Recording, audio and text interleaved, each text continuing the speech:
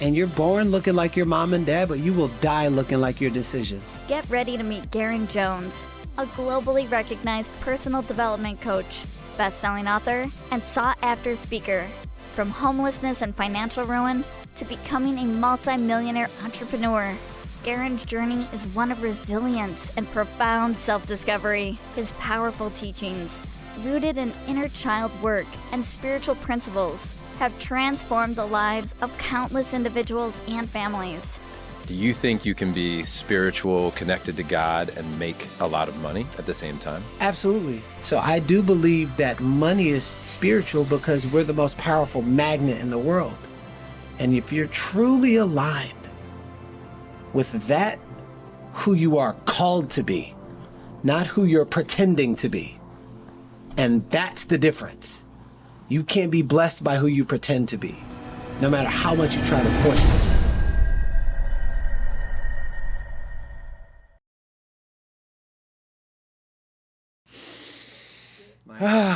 Brother, guy. Good to see you, man. Great to see you as well. Yeah. You brought a drum. Yeah. I bring my drum. In everywhere. fact, watching you walk through the door with your drum, I was like, this is perfect. Yeah, I should have expected it, but somehow I was still surprised. Yeah. I've experienced you with a drum and just capturing the attention of a room. Mm-hmm. We're on a podcast. It's a little different than live, but maybe. That's true. Thank you. Will you kick things off a little bit with the drum, with Garrain's voice? Can you help us drop in? Well, I love anytime I do something, I just love to do it with intention. And the intention is the seed that the energy rides on, that it ultimately gets you to the goal. So without an intention, you're basically rolling the dice with whatever the universe is going to hand you. And so I just love bringing my drum and setting a powerful intention. So my intention for this conversation that we get to have on y'all's podcast is to just truly embody the vibrational truth that allows people to tap into the voiceless parts of them so that it may be harmonized, so that they may truly be an embodied version of themselves, and the parts that they try to run away from or mask or hide or justify or make excuses, they feel safe enough to say those parts are welcome. So wherever we go, it's going to come from a place that truly cares about the heart of humanity, and that's my intention for showing up today. Yeah. My intention today is to experience Garrain, and to see your spirit and to give room for you to do what you do so well, which is to tap into the insert word to describe God, divine, spirit, basically source. My real self. Your real self, all of that which exists within you. Mm-hmm. And that's transformative for me always. Yeah. And every time I'm in your company. So I'm excited to have more of that. Okay, thank you so much, Mr. Vrahman. So this drum, it's not just a drum. I have family that are on the other side that told me to pick up a drum when I was deep in meditation. And they said, when you play the drum, we harmonize with you. So you're not just playing sounds. What you're doing is you're sending out a signal that allows you to transmute a level of power and energy that then goes and like marinates inside of people, and it's like literally the frequency of freedom. So I decided that I wanted to play this quick intro, and I want to invite everybody out there to quickly close your eyes, take a deep breath in your nose and out your mouth. In your nose and out your mouth. In your nose and out your mouth for the side. Hey now. Hey now. Hey now, now.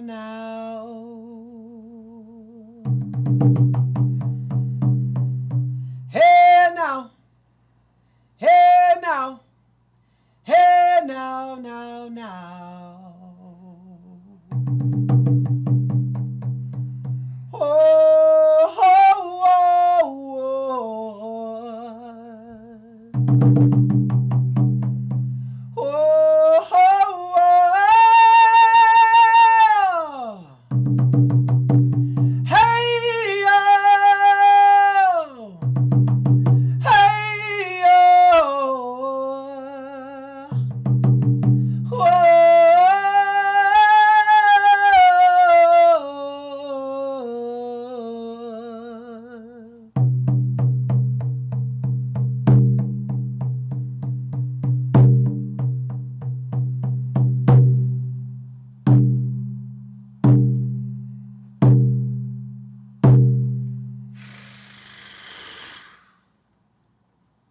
flutter your eyes open.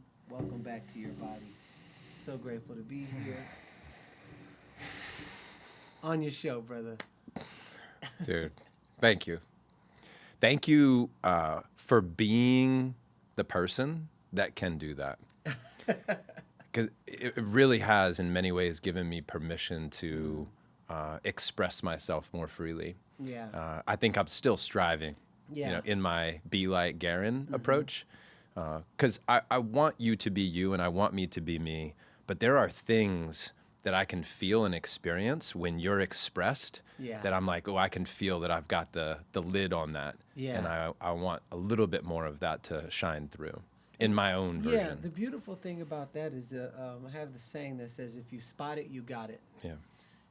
You can't resonate with something that's not inside of you. And adults are deteriorated children. And so that reminder that then reflects to you is just a permission slip. And all kids, like literally all kids that are pushing buttons and are curious and they're in wonderment and they try this and they try that and they sing and they dance and they do whatever. We just, as adults, we tend to forget for whatever reason. Maybe mommy didn't focus on the thing that you originally gravitated towards, or dad, or no one ever celebrated. And for some reason, that little kid starts abandoning themselves and they're not conscious of it. And that then starts to manifest things out in their adult reality of separation and, oh, I don't think I can do that. And no, I believe every child is the closest thing to God in flesh form, which is made from creation. And if creators create, you tap into the infinite well of ancient wisdom that's been here for lifetimes. And I think that when we as adults start to remember, we get little fractals of, oh my goodness, and all of a sudden my creativity came out of nowhere and I had this download.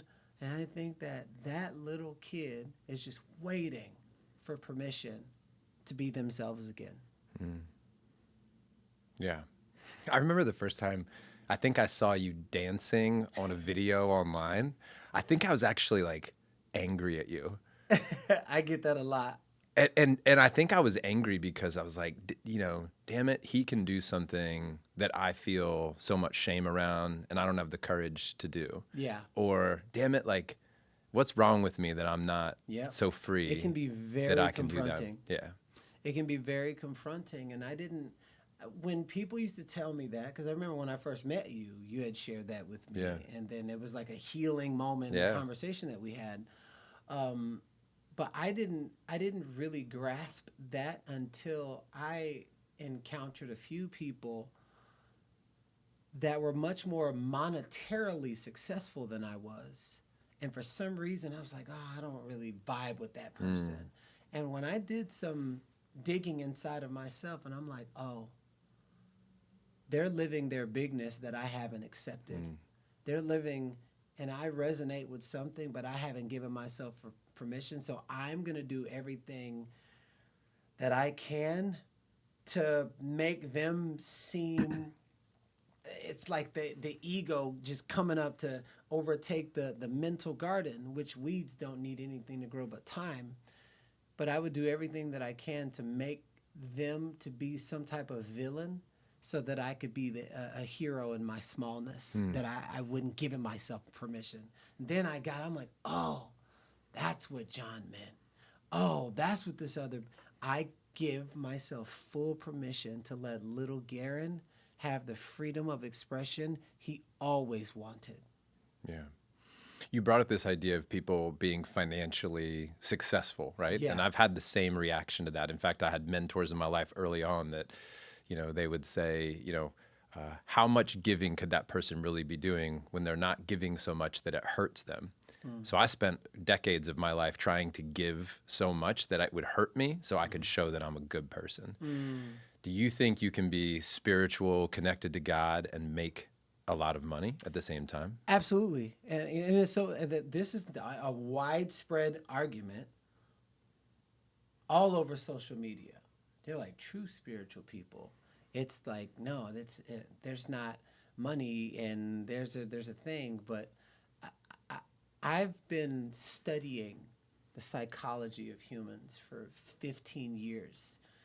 Interpersonal skills, emotional intelligence, just really the vibrational resonance in a human when they're saying, yes, I'm happy, but the temperature in their body doesn't match. I study body language and all these different forms of language before you even get to the given human language. Mm-hmm. There's so many languages before that.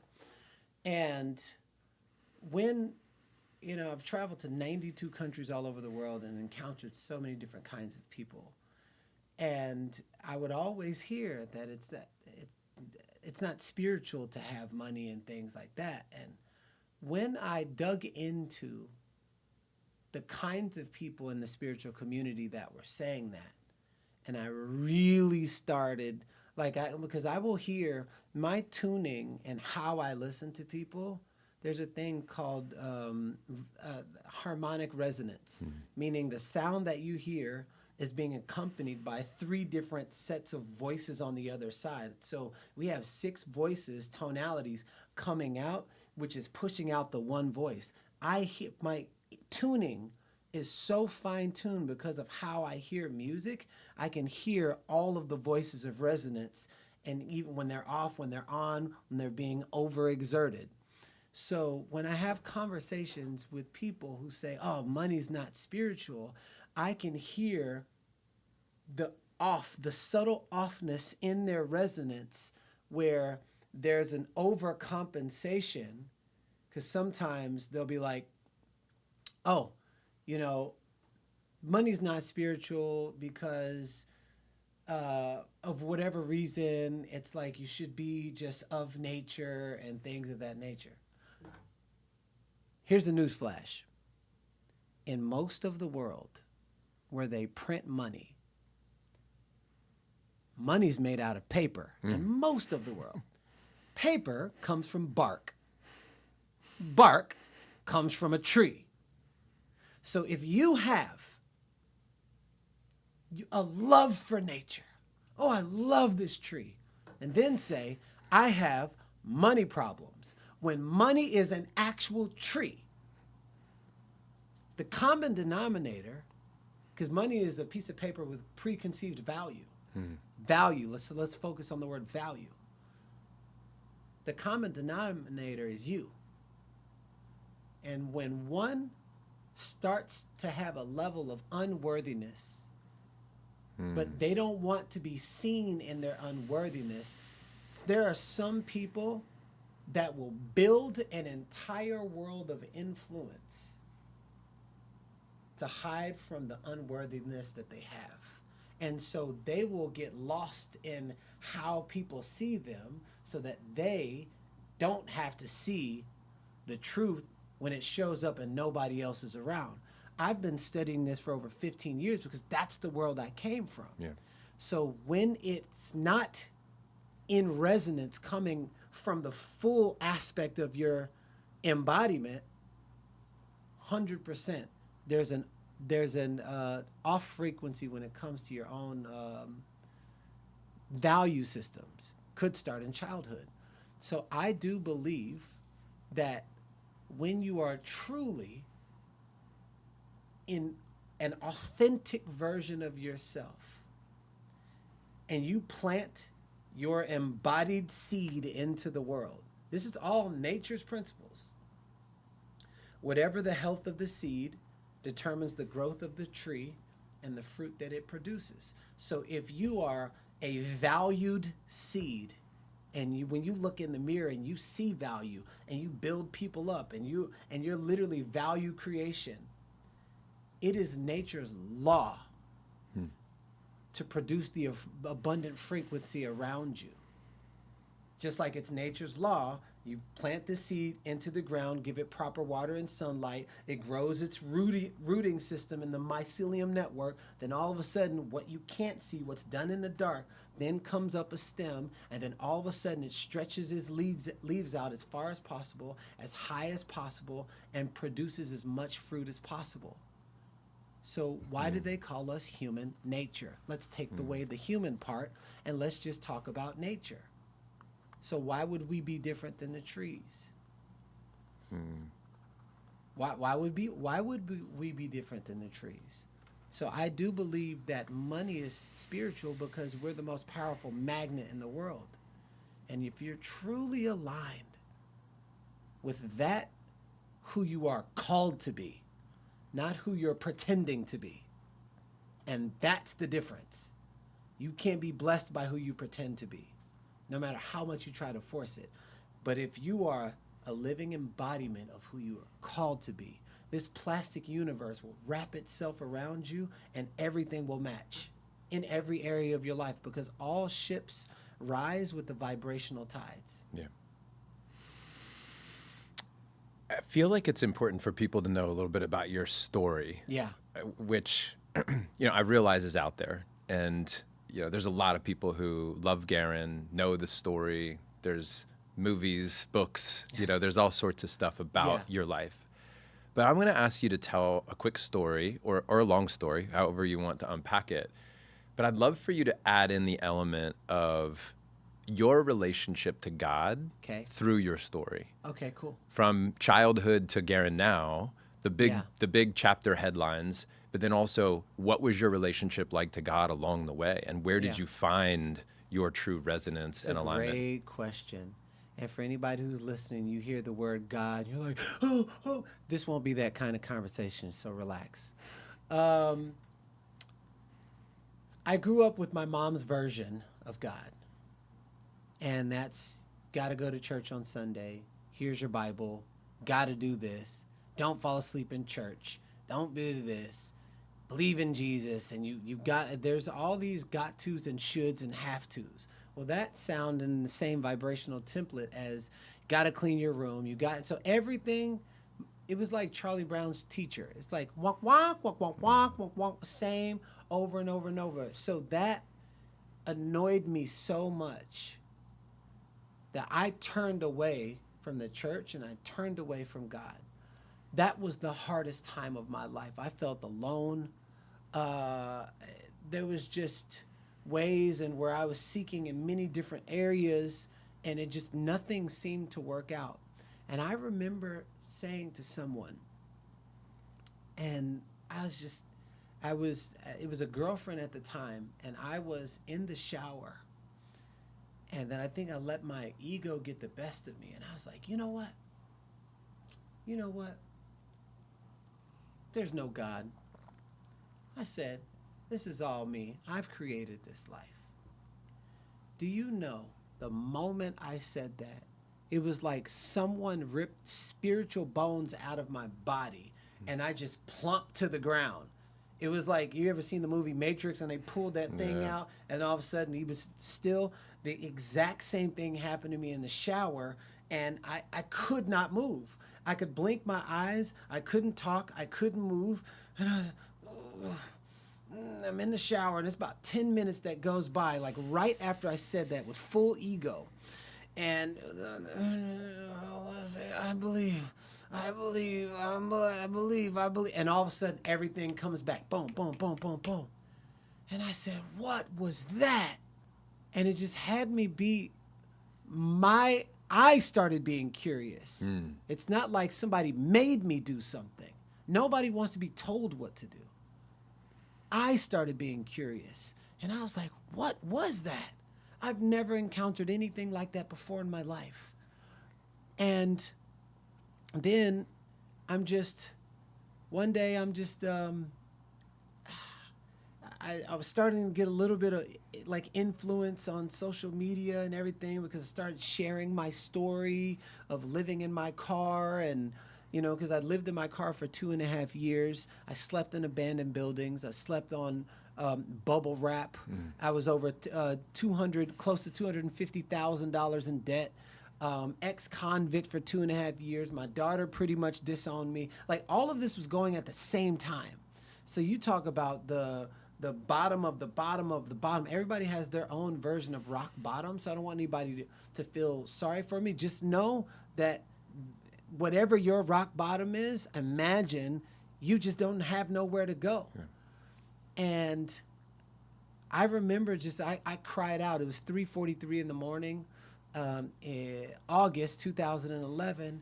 And I said, okay, I'm tired of fighting. I don't want to fight anymore. I want to be healthy. I want to be happy. I want to be surrounded by nothing but positive people. I just want to inspire people, and I want to make a bunch of money, but I want the money to represent what I passionately believe in, that I would do for free. Just show me a sign. Show me a sign. I didn't know who I was calling out to, but I was in peak state. Not talking about, I don't like this. I don't want this. I'm tired of this. I was in peak state yelling out what I wanted, probably for the first time in my life. Not what my mom wanted for me, not what my dad, not what my culture wanted for me, not because I'm a black man in America and I have to do things like every other black person. It was something deep within my soul that I've never developed the courage enough to voice out. And we wonder why. The number one fear in the world, even more than death, public speaking. That's a blocked throat chakra, my friend, that is connected to your power belly, your sacral chakra, and all of your energy centers. People do not know how to speak their vibrational truth, speak and be who they really are. And I was unconscious at that time, so I wasn't even aware of what I was saying. I just know that I got sick and tired of being sick and tired of being what everybody else wanted me to be, what my government wanted me to be, or this is the American dream. Well, what about Garrain's dream? I've actually never communicated that. And so I believe when I released that, I called out, and I, just like a dolphin sends out a signal, I sent out a signal called real ass life, vibrational truth, authenticity, full self-expression. You cannot be full self-expression if you're not expressing yourself fully. So unconsciously, that's what I did. 5 days later, I'm at the gas station and I come across a homeless man who asked me for money, and he said, and I said, you have more money than me. And he said, change your mindset, change your life. And it was something about those words that was stuck to my head. It created a conscious interrupt that from that point, I just started doing the opposite of everything I wouldn't normally do in areas of my life where I wasn't happy. I wasn't spiritually happy. So one day I decided to take myself to church as a part of the opposite. And get my own Bible, not my mom's version of the Bible. Right. And develop my own relationship. And I was all the way in the back in the church. As everybody's sitting down, I'm sitting in the back, just judging, whatever. And then the pastor, Pastor Torre, he said, man, y'all church folks, this is a black church, y'all church folks get on my last nerve. Y'all just blaspheming people and telling, you're going to go to hell if you don't believe in Jesus, and da-da-da. He was like, yeah, you turn so many people off to the church because you can't have a normal conversation with them. I'm hearing a pastor talk like this for the first time. Yeah. It was so real. And I'm in the back and I'm like, oh, now he's speaking my language. Yeah. And then he was like, listen, I'm a pastor. I've been called to be on the pulpit, so I talk a certain way. But you could be in health and wellness. And I had just started as a health and wellness coach. Yeah. Just. And I'm like, he was like, talk like you're in health and wellness, but come from the Spirit. And it was in that moment I recognized that I didn't have to separate myself to be a believer, that I could actually be myself and come from the Spirit, and that's always going to leave a lasting impression. So from that moment, any work that I'd ever done became my ministry, but I wasn't called to be a preacher and talk on the pulpit. I was called to talk about love, forgiveness, and talk like how I talk, but come from the Spirit. So it was in that moment all of these different fragments of myself then became whole. And from there, I never looked back. And it was 2015, 16, 17, 18. People are like, why does your life keep advancing? It's like, wow, you're just like, you're there. How do you get these opportunities? You don't have PR, but you're in E! News 4 times. You're in Forbes 5 times. It's like, how do you keep getting, you must be sleeping with somebody. I've heard everything. It's like, how do you keep getting these opportunities? That's probably the wrong question to ask. The question is, how am I led to do the work that I'm doing? I do not make a decision unless God speaks through me. And so that's why every investment, it's very rare that you meet an investor where 11 out of 11 things that they've invested in that has popped, and you keep winning. Because I, Garrain Jones, with the broken human shell, am not investing. I call upon, I pray, I meditate, and I allow myself to be given an answer that's deep within the spirit. It's not from this human realm. That's why even my company, Artist Power, is winning and breaking all kind of records. It's unheard of what we've been able to do in 2.5 years, what most companies don't, most successful companies, especially in the personal development healing space, don't do in 10 to 15 years. Yeah. Because these were all ordered steps. I wake up in the morning and I say, God, let me borrow your eyes. Show me what you see for my life. God, use me to communicate a message to humanity. Anytime I go and speak, anytime I get on a podcast, it is always the same. I do not move. And this is why I know it's like the power of co-creation. Sometimes people are like, oh, I'm waiting on God. And God is waiting on you. You've got the spirit inside of you, and you're not taking the actions. You're like, I'm waiting. And you waiting on what? When you're literally made in God's image, which means you're made of the same caliber of miracle, of magic. So if you sleep on the idea, you're like literally saying, no, I don't want that. So how it's worked and woven through my life, I don't make decisions. I know why I have my wife. I know why I have my daughter. I know why I have my son. I was the most undevoted, most cheating man. I cheated on every girlfriend I ever had until I decided to walk with God. And I will not move unless I moved. Period. Say it might take longer. I will not move unless I move, because I saw what my life looked like trying to do it by my human self. And I love hearing you share your story, brother, especially through that lens. Yeah. This topic of God is very present for me right now in my life. And I'll tell you a couple things just to share.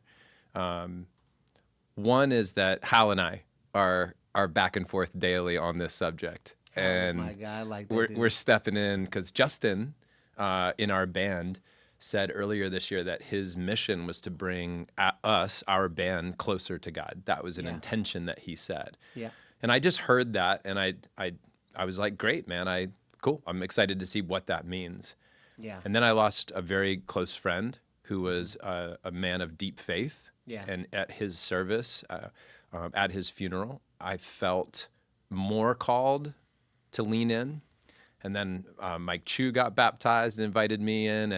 And now I'm listening to Christian music as I'm driving down the road, and I feel called in this space. Yeah. I grew up Christian, but then I gave it a big stiff arm because there were things that were said that I'm like, I can't buy into that. Yeah. And then I rejected all of it. Get into this conversation. But then I went to an Ayurvedic clinic in Asheville called Soham, spent a week there, and one guy said, he was quoting somebody about, I'll take my spiritual lessons where I can get them. Yeah. And I realized that I was missing out on so many great people, so many great connections to source, to God, because I was stiff-arming because of a couple things. Yeah. And then I realized I'm doing this with my wife. Yeah. I'm missing out on all of her beauty, the God that lives within her, Yeah. because I have a framework of how life's supposed to work. And then I at a dinner the other night with a friend, Chris Smith, he said, telling me a story about his shift in his relationship. And he said, it shifted the minute I got a message that was to see my wife as God sees her. And now, over the last week in particular, right, for me, this is very fresh. I see her, and the things that were triggering for me over the many months and years are kind of dissolving and washing away because I'm seeing her through the lens of God. Yeah. And this has been a powerful shift for me. Yeah. I'm no longer afraid of the conversation. In fact, I'm leaning in. Yeah. There are still things that are said from the pulpit that I hear, and I'm like, I'm going to leave that. I'm going to let you have that one. Yeah. I don't need to subscribe to that. Yeah. But I'm also not going to miss the message here. Absolutely. I'm not going to miss the beauty of this. Yeah. I love that you're bringing this conversation up because this could get a little deep. That's my hope, brother. Yeah. So even though I talk about God a lot, I don't call myself a Christian because nowhere in the Bible was it a demand for people to call themselves Christian. That actually was never said. However, I am a follower of Yeshua. See, when people Americanize things, they dumb it down. It's like it's Yahweh, Yeshua. So that's his actual name. And so in America, we're taught to read linearly. So it's difficult to read even the text bit of the Bible and truly get the full spirit, because that book wasn't written in any part of the world that had anything to do with linear thinking or linear reading. It was written in a part of the world where everything had to do with symbolism. Mm-hmm. Rock doesn't mean rock, it means foundation. And so I've traveled to those parts of the world and experienced in my own body the different symbolisms. So that's why I use a lot of analogies and I use a lot of symbolisms, and sometimes I play the game within a game because there's certain things I don't want to say publicly, but those who know who knows, and it's going to reach the right people. And I was like, wait a second. And Jesus spoke in parables. Why? So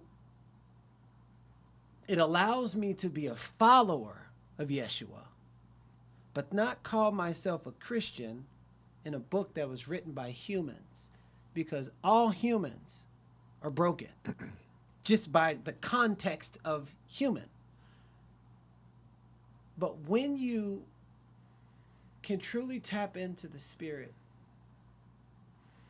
and understand that, even when I was reading the Bible, I was like, I can relate to this. Oh, I can relate to this. I can relate. How come I can relate to all of Matthew, James? How come I can relate to all of their stories? So, and Jesus spoke in parables. So maybe that book is a map of human consciousness. Maybe that book is stages of life. Why can I relate to all of these? And a lot of people, they're like, yeah, I went through that, and I went through that, and I went through adultery, and I went through this. And I'm like, hold on. There's something here. So I grew closer with Yeshua when I didn't allow myself to get caught up in the dogma of the broken human. Mm-hmm.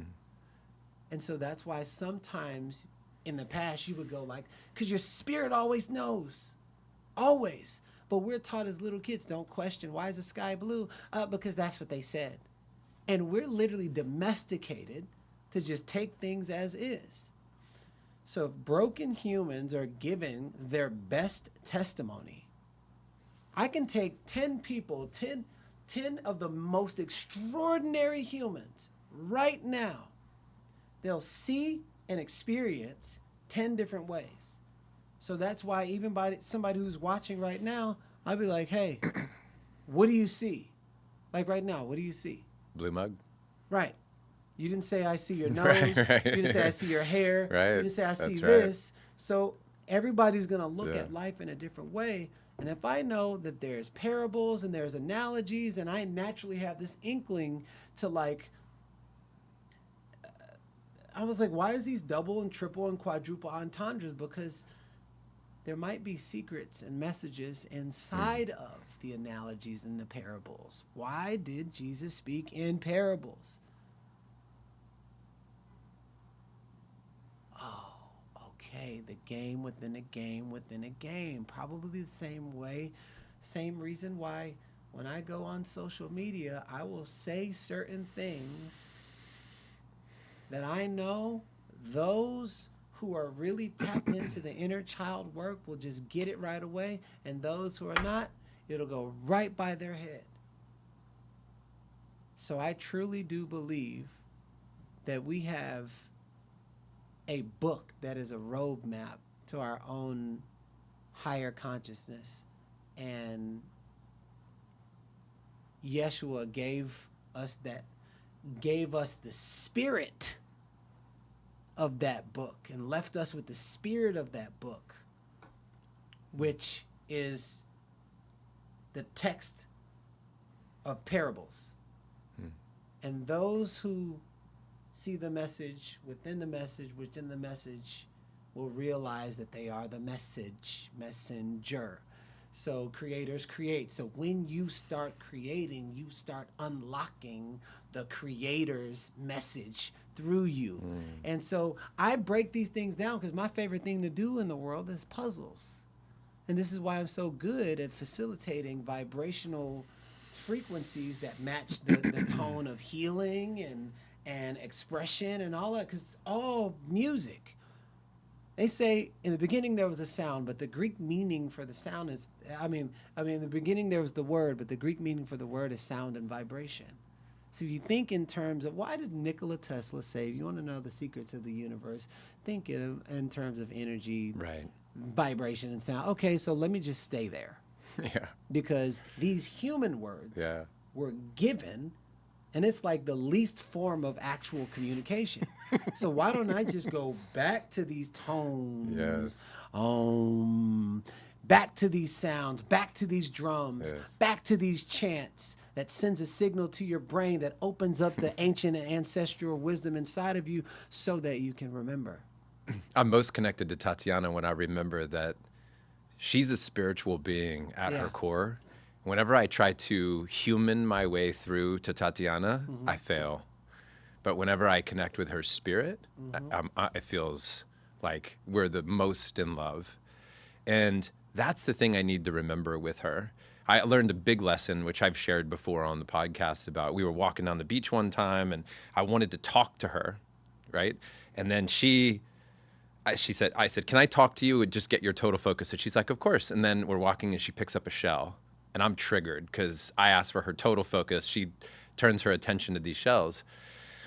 And so I get totally triggered and I leave the beach angry at Tatiana because I've asked for her attention and she's picking up shells. And then a coach reminded me later, he said, yeah, you asked with your words, which are really just sounds we're making with our mouths, right? Yeah. It's just funny. We're just making sounds with our mouths.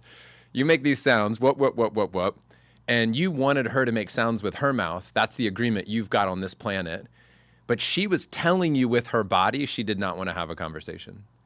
So you were not attuned to her body, her spirit. Because if you were listening to that channel, you would have got that this is not the time to have the conversation. Yeah. And I was like, there's so many more layers to this. There's so many more. And the frequency piece, that part allows me to feel so good about miscommunication. Because when I do start to think, when we talk, we're literally just making sounds with our mouths that we've agreed this sound, putting these sounds together means something to you, to me, and we're trying so hard.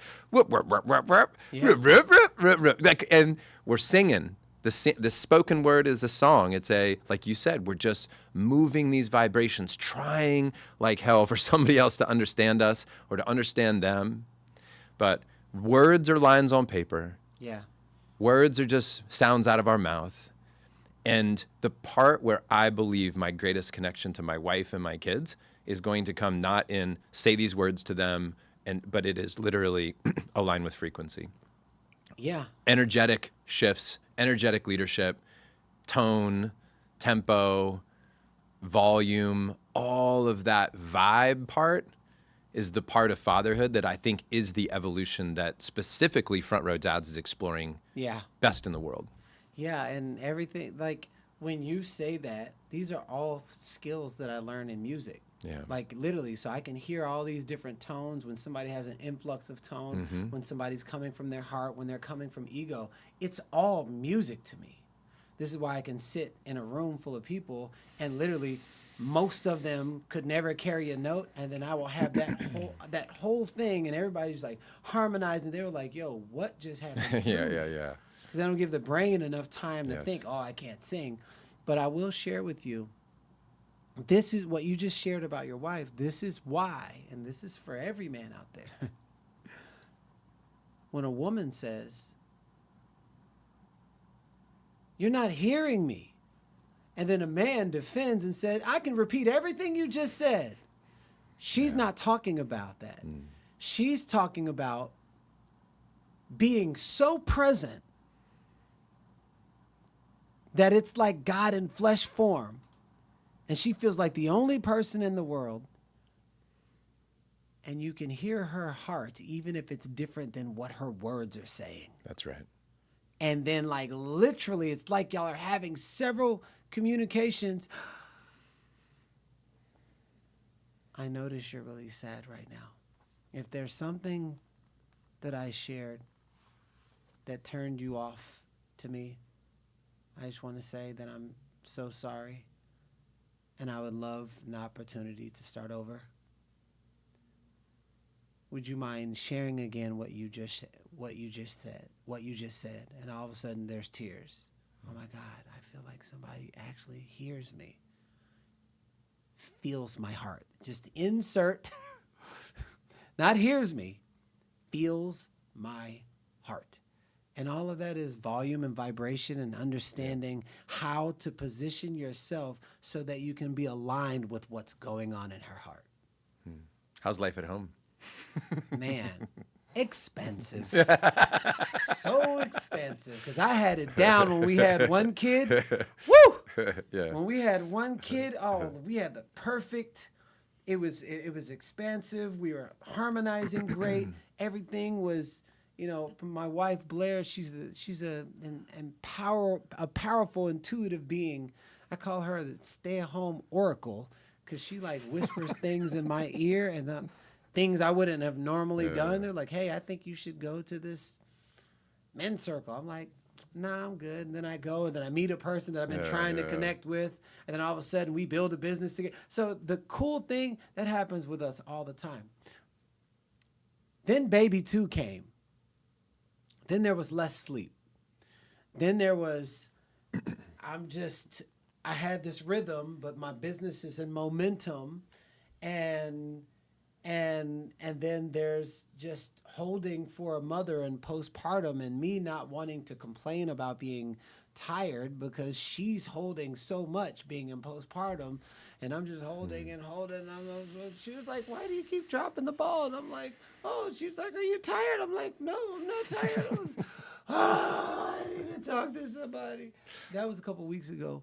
And then finally, I just stood there and I said, "No more defensive. What is it that you have to share with me?" And just because it's her version of the truth doesn't mean it's the actual truth. So I just stood there, and she said everything, and you did this, and you did this, and you didn't show up this time and that time and that time and that time, and I'm just receiving her truth. And I said, "Thank you for caring enough to share that with me. Is there anything else?" "Oh, yeah, and this thing, and this thing," and I'm just taking it. Meanwhile, my son and my daughter are watching this. She's holding the son, so they're even watching what resolve looks like. See, I didn't even get resolve modeled. These people just stopped talking, so we're like making up in front of our children. And I reflect back. So what I heard you say was, I've made you feel like you were doing postpartum alone. I haven't been the greatest team player. I've been showing up late for calls, even though you set us up with a nanny with more time. When we went to your grandmother's, I didn't play with Soul that much because I was so tired, and you're tired, and you're still able to show up and everything. And also what I'm hearing you say is ... She's like, yes, thank you. And then I just didn't say anything, and then we continued to push baby Soul and on the swing. And then we went inside, and she was like, is everything okay? And I was like, I'm trying, baby. And I broke down in tears. I was like, I'm trying. All the stuff, all the calls, all the housework, the business, and people dropping balls inside of my business, and I've got to do all these different things, and I'm trying to do it all. And I don't know how to do it. I think I'm doing way too many things, and I'm like literally in tears. And then she was like, baby, you're doing a great job. This is the same day. But if I'd have brought that up while she was trying to communicate her truth and be in her authentic self-expression, wouldn't have worked. And I was just like, man, I said, we can afford it. Like, let's get a whatever. And her genius is to put in systems and processes and things. All of a sudden, we watch her go into overdrive. She calls my assistant and everything, get on this call and do this thing. And then the next day, she's like, how's everything? I said, I felt like an entire mountain has been lifted off my shoulders, and I can see the light at the end of the tunnel. And I was just like, baby, we're doing a great job. We're just learning how to adjust. And I'm sorry for I'm sorry for how I've been showing up. I am so committed to being the kind of man that leads this house so that you don't have to think, am I going to be reliable or not, which I know affects your nervous system, which then goes right into the breast milk, which then structures the what even Chief is drinking. And this is a deep conversation, like literally, however the mother vibrationally feels determines the ingredients that's structuring the milk. That ingredient is a form of language. It's frequency. And that baby is drinking the frequency. That baby is like, because they share the same nervous system. So whatever I got to do, whoever I got to call and cry, some of my trusted men friends, I'm like, tell me I'm a good father. Like, tell it to me. Garrain, you're a great father. Whatever. And then I get back up, start lifting heavy weights, get into the cold plunge, whatever I need to do to make sure that I have a strong enough foundation that I can hold for the capacity of myself, my wife, my kid, my other kid, my business. And sometimes, shit, I ain't got it. And I didn't have it last week. But right now, man, we established a new rhythm. So I feel really good. And your boy got it. That's how it is at home. Good to hear, man. Yeah, bro. Thanks for the honesty, Of course. as always, because it's nice to hear that you still bump up against struggle. Absolutely. Because when you look at your world, like there's so much going well.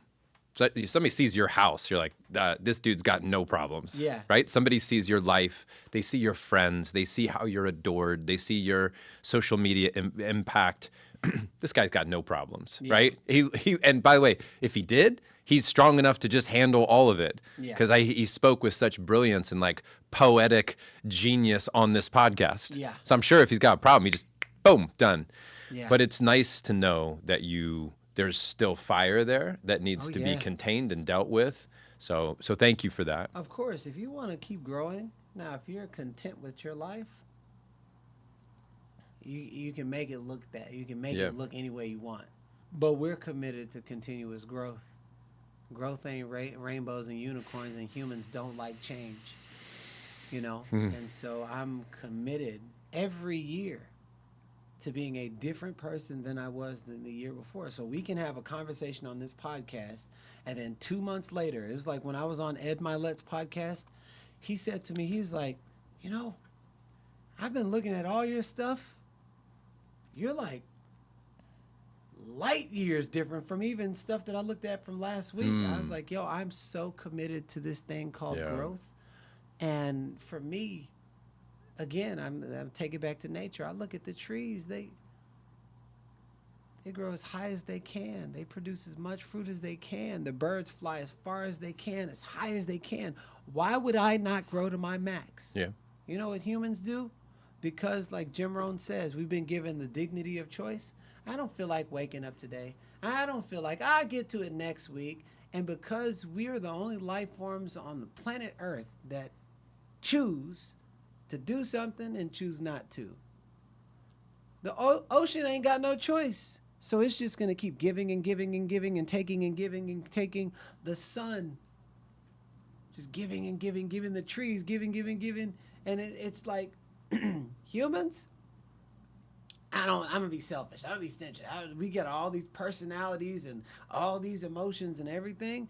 And that's what makes us different than birds and animals, is the power to choose. And you're born looking like your mom and dad, but you will die looking like your decisions. I want to talk about business and money. Ooh, yeah. But before we get there, one topic to close us out on this, because I want to talk about defensiveness. Yeah. And how do you not get defensive? Oh, I get defensive. I've just set up my life to know that if I get defensive, I know that it's a trigger that's deep down inside of me. And I'm like Sherlock Holmes. I'll go find whatever that is because, again, I'm committed to...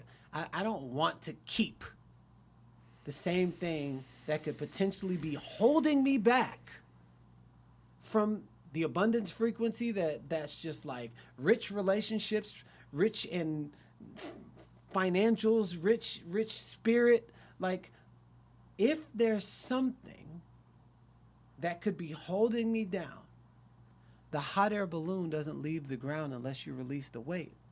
I will go look. I will get a coach. I will join a mastermind. I will do a in-depth ceremony. I will meditate. I am committed to go anywhere and everywhere if I discover something that's inside of me that could potentially get off on my wife, get off on my kids, get off on my calling, what I'm bringing forth to humanity.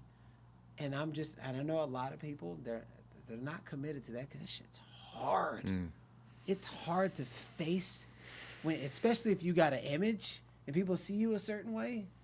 This is why some people don't come to my programs, because they got an image that they've been upholding, and people, they buy into that image.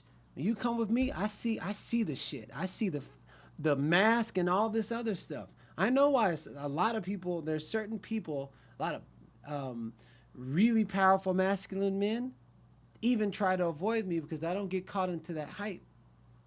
And I had the privilege of being in the entertainment industry long before I got into this industry.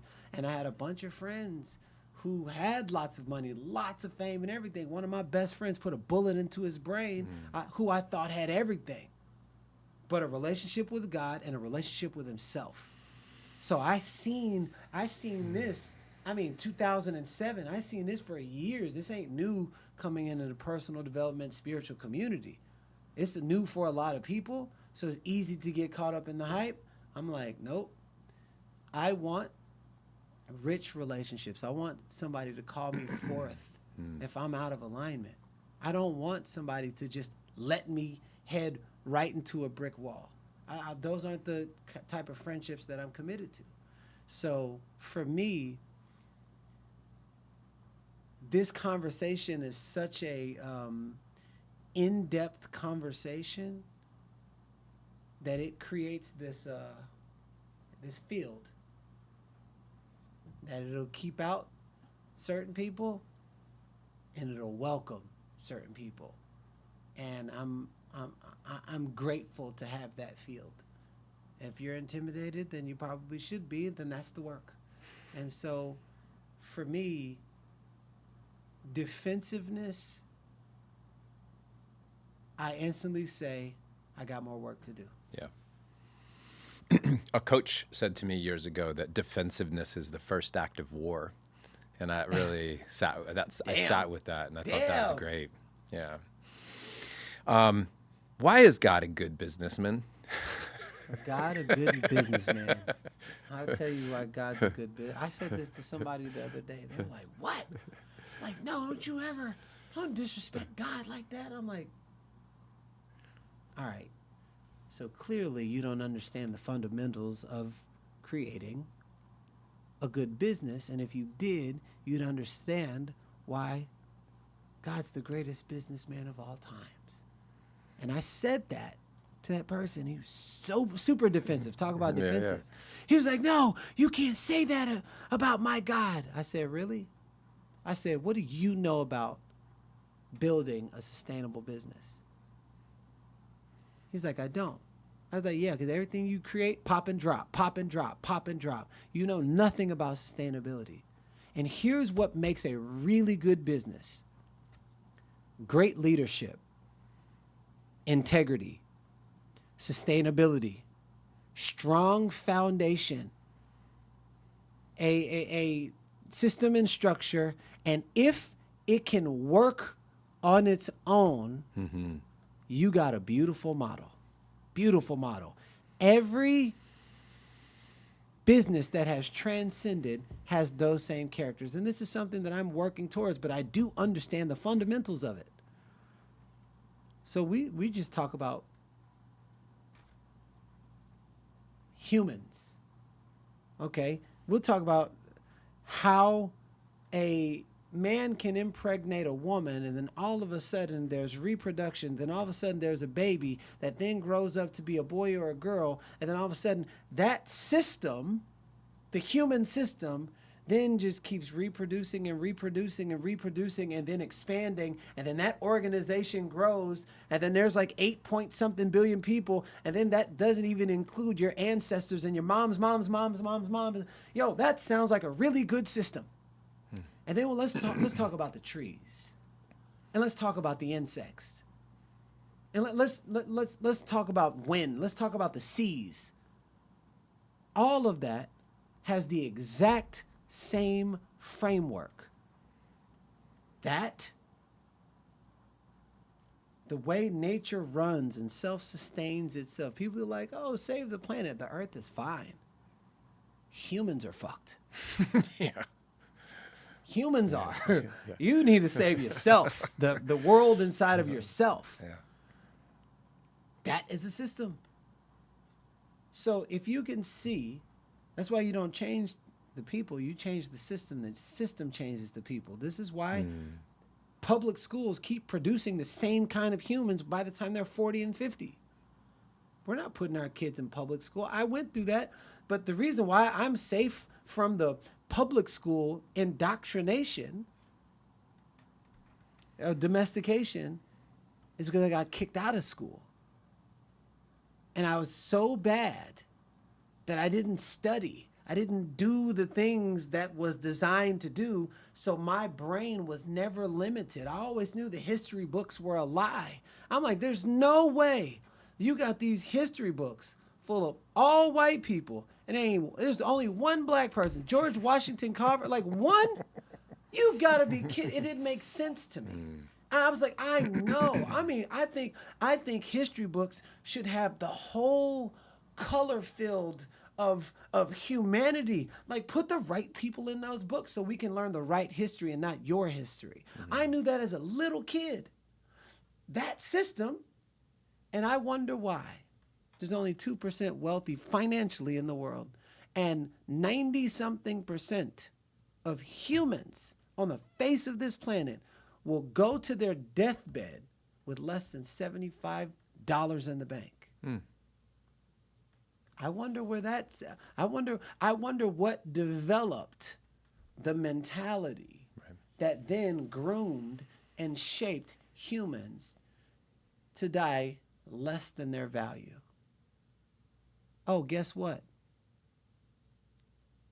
It starts from ages 0 to 7, because that's where we install everything and then start making decisions based off of what was around the house, what was in the house. But then we unconsciously say, here, teach my child. Mm-hmm. Teach my child. Well, then, and this is not a bag on public schools. The teachers do the best they can, but they're governed by a system. Yeah. But then the pay for teachers, $35,000 for the year. Well, that's a certain kind of person that's going to show up for that. Because the educators that like demand respect are getting paid $500,000. But elementary school students, I don't even know how I got on this, but this is hot. If we're sending them 7 o'clock in the morning, 8, 9, 10, 11, 12, 1 through more than half their life to be taught by people who never really made a life of themselves, that's all a system. So because I understand how systems work, and that's not fruitful. From K through 12 in public school is not fruitful because it keeps churning out below average mindsets. They teach nothing about emotional intelligence. They teach nothing. I still haven't heard bisesquicentennial since the moment I learned it. There's a lot of things that don't even need to be taught. So you have that, which is a system, but it's not fruitful. But then we talk about God.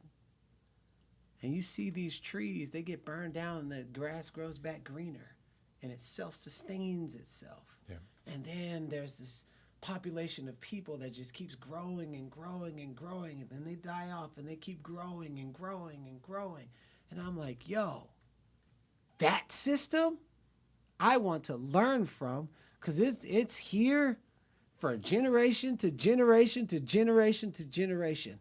That's why God's the greatest businessman ever, because of the way that systems were designed to self-sustain, be durable, be resilient, and continue to grow the organization of humanity, the organization of nature, the organization of like insects and birds and trees and bees, like all of that. I believe that for my boys who are 15 and 9 now, the 3 things that I really want to hone in on, and of course, if given a pen and a piece of paper, I'd come up with 100 things I'd love for them to have or to embody or to understand, but 3 that are really important. One is their own health, their mental, physical, spiritual health. Yeah. Second would be relationships to other people, right? Community at its core. And then the last would be money, the energy of money, how it's exchanged, the value of money, how we've created that in this world. Those are the 3 things that I really want them to have as a foundational base. Yeah. Of course, there's other things I want them to know, but those are pretty important pillars in ensuring that they can provide for themselves and take care of others and what I think is the key to happiness. Yeah. You know, so those 3 things. How might you look at your family? How will you approach money, the topic of money, with your kids? And specifically, I'm asking because your children are growing up in great wealth. Yeah. Right? You're doing very well financially. Absolutely. How do you approach that? And I know they're young. Yeah. So you've got years ahead. Yeah, I will tell you, I had the privilege of, and I won't name any names, but when I was a little kid, I had 2 best friends. My family doesn't come from money, but I had 2 best friends who both of their fathers were multimillionaires. One of my friends' dad was a brain surgeon, his mom was a heart surgeon, and his dad gave him everything he wanted. My other friend's best friend, his dad was a NFL football player, quarterback, and a Hall of Famer, and they had this huge mansion, but his dad wouldn't give him everything he wanted. On the weekends, he had him mowing the lawn, and he would ask for something. And he had to like work to earn it. And it didn't make sense to me. I was like, he's got the money. Why doesn't he just give it to him? Like this friend. So I got to see it in real time. And I got to see what happened to their lives, where this guy just got his dad's practice handed to him, ran into the ground, because he never learned the skill set of how he got to where he got to, how he got to work hard and earn and things like that. And this football player who wouldn't just hand his kids everything, had the kids working on the weekends, and if they wanted school clothes, I had them working and earning. And I was like, I didn't make sense. I'm like, and I'm cutting the lawn with his kids. I'm like, I don't get it. You got this big old house. 5 kids, all of them wildly successful, great head on their shoulders, great manners. And they grew up with the principles of understanding how to create value first in order to earn what they want, and seeking out voluntary discomfort so that you can counter hard times, so you can create a microcosm of hard times. I saw that early on and I didn't know what that was. So even right now, my daughter is 2, but she operates like a 10-year-old, a smart 10-year-old. Like, you sit down with her, you're like, we never treated her like a 2-year-old. And so I heard this, there's a billionaire friend of mine, and I was like, what would you say is the one key to raising like great kids to have what you have? He said, most people focus on raising great kids. I always focused on raising great adults so that they don't act like kids when they're adults. And I was like, yo! So right now, we never spoke to Soul like, oh, we do, baby. Hey, baby, I just want to say thank you for how much you're inspired, like from day one. Yeah. And so she talks like that right now. The way that we make up in front of each other, she makes up just like that with her friends. So people don't do what you say, they do what they see. She sees us working out. She sees us working hard. We don't say, hey, we're working. We say, Daddy's changing the world. I want to change the world like Daddy. Okay, so then we teach her about value creation. And we focus on value. It's not to the money yet. But what I've learned is I don't walk into any room without first saying to myself, how can I leave this room better than how I found it? How can I leave this person better than how I found them? So my first go-to is leaving an atmosphere of value and an imprint of value. Even when they hire me, I was like, yo, you need any support with anything? Like that's it's of my nature. And what I learned from Jim Rohn, he says, you don't get paid for time. You get paid for the value that you add to the time that's connected to the marketplace, that's connected to people.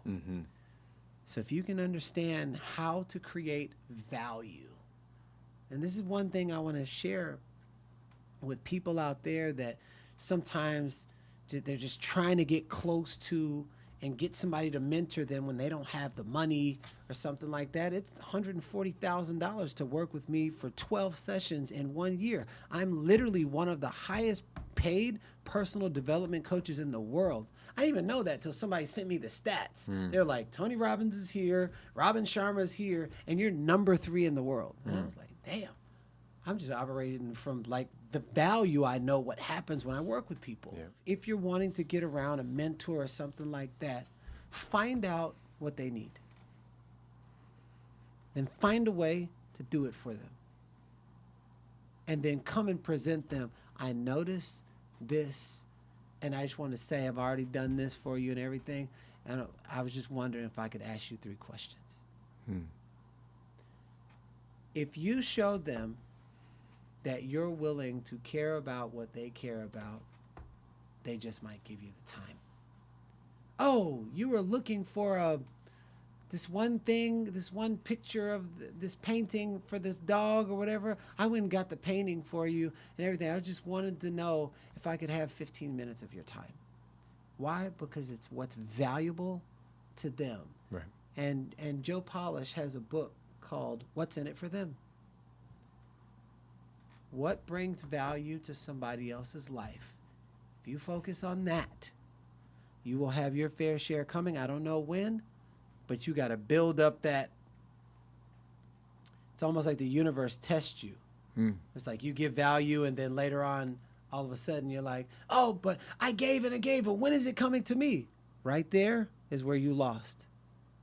Because you're checking off a list instead of becoming the kind of person that brings value. Is just a part of my nature. I don't believe in giving back. I just give. So whether you're paying me money or not, same person. And then all of a sudden, when that frequency starts to fill up that cup, every container has a tipping point. It will spill out into the physical evidence of your life. Who's brought you immense value over the last year? I will have to say my wife. She just, man. I got friends that say, oh, man, you the old ball and chain, and they just don't get it, John. They're like, the old ball and chain, you ain't, your old life, you're locked in. You're never, listen, nature never takes away anything without replacing it with something of equal or greater benefit. That's what Napoleon Hill said. And my wife is a stand for me to be my highest self, to be the chief in my family. And she will not let up. And sometimes it gets really annoying. Feel like she's picking at me, but she's literally, in her best way, standing for me to be my biggest and highest self. And that is so valuable because who I get to be in the world, in my calling, with my daughters, with my son, with her, in my retreats, with my masterminds, with my leadership, is 10x anyone I could have created by myself, because you can't see the picture while you're in the frame. Mm-hmm. So Blair's, she's got that card all day long, and I allow it. I allow it because she can see what I can't see, and so that's what makes this marriage so rich. It gives me access to be able to see the places where I hide, where I justify, where I make excuses. That is very valuable to me. Yeah. I used to think that I was like, Tatiana's going to kill me. Like, this is going to kill me. And then I thought maybe there are parts of me that are dying off, that need to die off. And what is being killed off is these parts of my ego, these protective parts, the defensive parts, the parts that want to play small and not be big. And I won't say that if I were to write out or script the softest ways a human could approach another, I don't think I would give her that award. But I do give her credit for being effective, because it's kind of jostled free some things that I don't know. I understand, like I'm pausing myself because I think there's a part of me that believes that it's just all perfect and destiny is going to happen the way it is. So I don't like to play the if that didn't happen, I wouldn't have become this way, because it's all perfect, because it did happen that way. Yeah. And I do think that today, when I look in the mirror, today when I walk down the street or drive to this studio, have this conversation with you, I really like who I am. Yeah. In these moments, I like who I am. Yeah. And I don't believe I believe my path was perfect with her to arrive at this place. Yeah. And it has been difficult. I love, man, it's a forever incubation for growth for those who choose to lean in. Yeah. There's people who can be passive. They're like, yeah, we're together for 20 years. I'm like, were you like that? We talk about this. Two ships passing. We talk about this. Yeah. We talk about we could do the act really well. You do your thing, I do my thing. We come home, we have a glass of wine, we eat dinner, we go to sleep. We do this act. And if we numb ourselves enough through the act, and we don't confront ourselves, we're like, I'm not going to tip that over. I'm not going to confront that. We could numbingly go through this life. Yeah. Right? And maybe not have as many problems. But the two of us are choosing. At what cost? At what cost? Yeah, of course.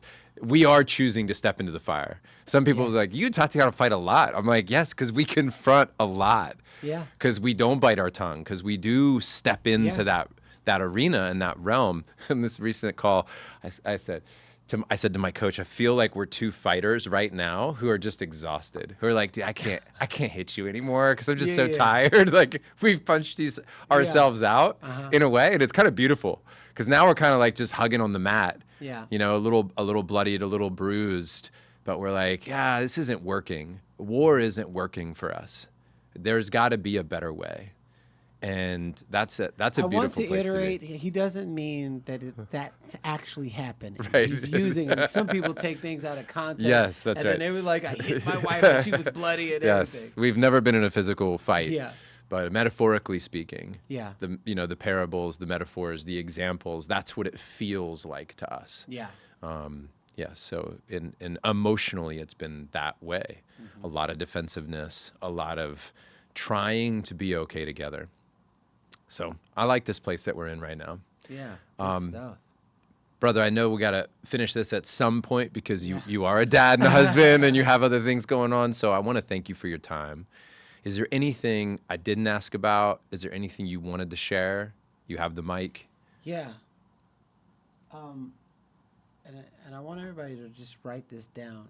It's called choice point.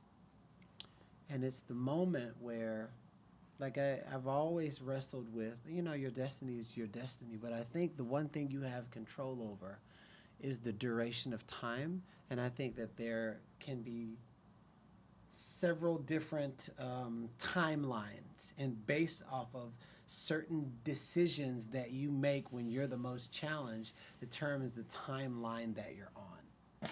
And I want to talk about a choice point. And I know that there are some people right now that keep making the same decisions and wondering why the same things keep happening. And just like at the end of the school year, you have a final exam to test you to see if you comprehend the level that you were just at, or the grade that you were just at. But you don't just have one final exam. You have 7 different subjects, so they're all happening at the same time. I want you to remember this the next time you feel any kind of challenges or any kind of struggles. It might be testing time for you to choose to do something different than you normally do. And I want to talk about this thing called a choice point that I made in 2000 and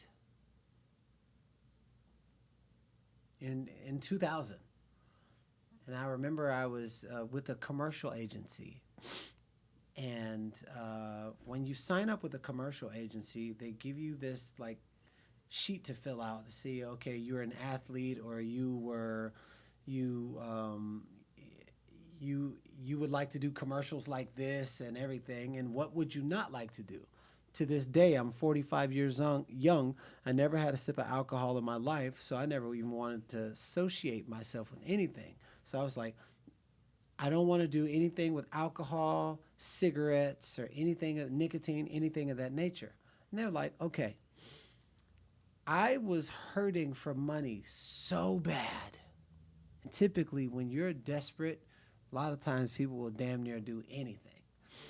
And I was hurting for money. This was the first time I was living in my car. I lived in my car twice. The first time I was living in my car, I was hurting for cash. And then all of a sudden, I get a call from my agent that says, congratulations, you just direct booked a Budweiser commercial, which was paying about $250,000. And in that moment is what I'm talking about, the choice point. When you're being tested, when your values are being tested, when your standards are being tested. I called them and I said, remember I told you can't do the alcohol or cigarettes or anything? Are you kidding me? You know what we had to do to get you this? Because it was all about them. Mm-hmm. I said, I've never had a sip of alcohol. I've never even bought a woman a drink in my life. I do not support it. They dropped me from the commercial agency. And I was hurting for cash, $250,000.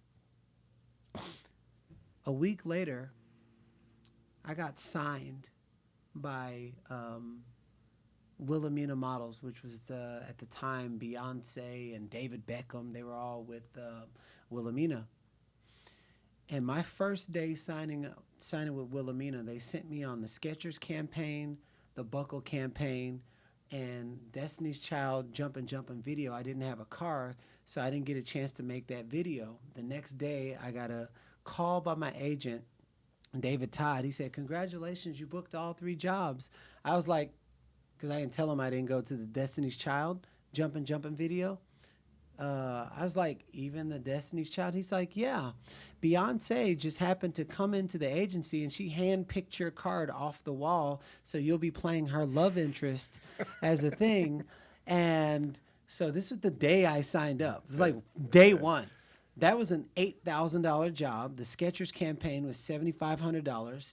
The Buckle campaign was $7,500. My very next job was a L'Oreal hair campaign.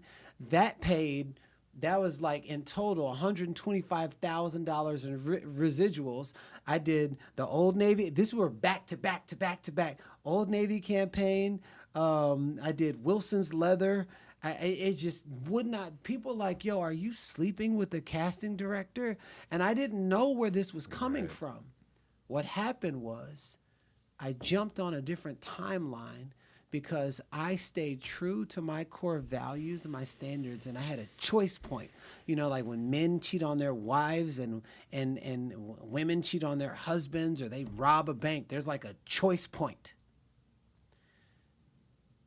That choice point is what ultimately led me to personal development, led me to health and wellness, led me to self-growth, emotional intelligence, and all of these, my best-selling book, Change Your Mindset, Change Your Life, and traveling and speaking all over countries to more than now 3 million people live, was a choice point that I made. And I truly do believe that you can timeline jump. What's meant to you for you is going to be for you, but you get to choose how the destination goes and the durability. You get to choose if it's going to bypass you and go from you to your kids, which they get to opportunity. And so I feel that everyone out there is at a fork in the road and gets to make a very powerful decision. If you do not live by standards, then you live by somebody else's standards, and you can't hold somebody to standards they don't even know exist. So develop your core principles, develop high standards, and live from your values, and trust you will be always guided. You will be always protected. And that skeletal system to your life's body of work will be the framework that will create your legacy from here on out. Just stay true to it. Choice point. Choice point. Yeah. Thanks for making that choice, man. Yeah, bro. Ultimately, I believe led us to this table, which is great. Absolutely. I've said it to you a bunch of times. I just want to say it on air, in this setting, that I'm really grateful for your influence in my life. Thank you, brother, for being you, and thanks for how you've shifted the way I think and feel and behave. I'm a better dad, a better husband, a better brother, because my path intersected with yours. I'm so grateful for that. You are going to be with us live for Front Row Dads Live in December. Bro. You have brought so much energy to this room in the past. People continually talk about your impact and what they've learned about themselves through being in your presence and through what you share. Can you speak for just a minute or two about, why you chose to say yes to this? Because I feel deeply grateful for that. And you're going to be there, and I'm hoping people that are listening to this are wanting to come spend time with you in person with us. One, I chose to say yes because it's you. and the same sentiments you have for me. It's just the way in which you choose to see me with no ego. It's just the purity of love that makes a lasting imprint on my life, because there's a lot of people that won't allow themselves to see it. And if they see it, they won't allow themselves to say it. And if they do say it, they'll say it to me, but they won't say it in a room full of people. Every time I encounter you, it is the same pureness and the same love. And I was like, I'd like to spend more time with John. Eventually we're going to get around to it, but like, I love how it takes a certain type of leadership to lead yourself to see someone like that. And so I said yes, first and foremost, because of who asked me. Mm-hmm. And whatever you create is a ripple effect of your character. And so if it's front row dads, and I know that I'm not a passive dad, I'm a front row dad, and I'm like, this all makes sense, and it holds the vibration of how I feel and how we feel about each other. And people who are called to that energy is also going to hold that same that same vibrational match. And then also,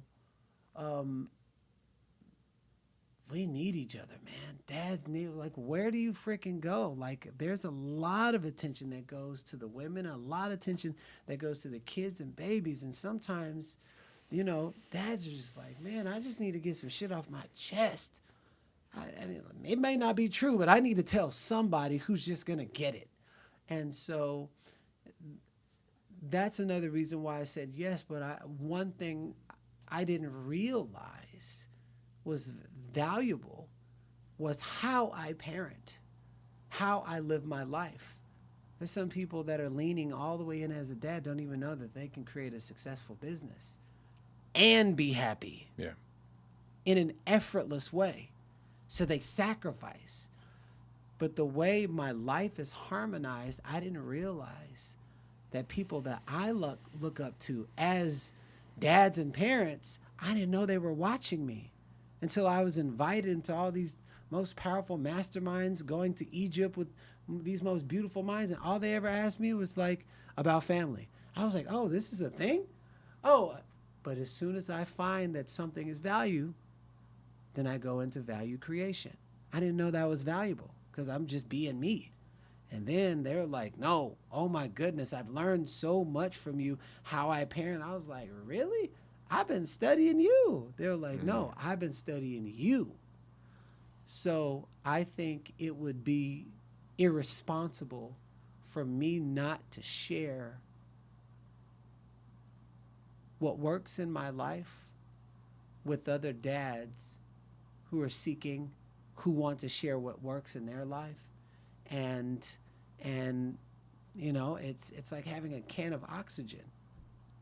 You're suffocating. Would I just not give you the can of oxygen? Dads don't get enough credit. They don't see them like they see the moms. And so if there's anything that I can do to serve and support and bring, I call it the harmonized father, and it's where your whole life is working in an effortless way. Of course you have issues, but the way you deal with it, the way you handle it, because of all the work that I've done in emotional intelligence, but also in business, but also in parenting, and then being able to harmonize all of that to really, really, really work, I think that'd be a great value add. Yeah. And because I see God in you now, and I see God in myself, and I see that when I study you, I study me. Yeah. It's called the House of Mirrors. That's it. Yeah. So thank you for helping me learn about myself. I hope guys go check out frontrowdads.com/live, because you'll see Garrain's face there. You'll be able to come and join us. And my intent is that it's a 3-day event, but after day 1, every man in that room will believe that they could go home at the end of that first day and feel like all of their time, energy, resources they put into this will be worth it. Garrain, where should people go check out your work? Where would you send them? I'm not sure when this will come out, but November 1st through the 5th, I am hosting a retreat called Artist Power Awakened. The artist is the little kid who remembers, and it is truly one of the most magical retreats on the planet. And the level of healing and revealing and transformation and play and inner child and people from all walks of life that come, and that through line is this inner child really needs to be turned on, is just beautiful. And so that'll be November 1st through the 5th in Wimberley, Texas. I have a book called Change Your Mindset, Change Your Life that's out. My next book is called Artist Power, Rediscovering the Lost Art of the Little Self. That's my next book that's coming out. And you can find me on Instagram, Garrain.Jones, and my website, GarrainJones.com. I do leadership, I do masterminds, and after this next retreat in November, I'm doing a high-level leadership with like people who have established businesses that want to do things together, and I'm taking in 15 people, and then we're going to go to Costa Rica for the retreat. So I'm just always doing something, but at the core of everything is the little kid happy inside of them or no? If not, let's figure out a way to make that so they can truly be an embodied version of themselves and not be separated and calling it embodied. Because embodiment does not have you not embody your full self. Thank you, really. You're so welcome. Thank you for Appreciate having me on.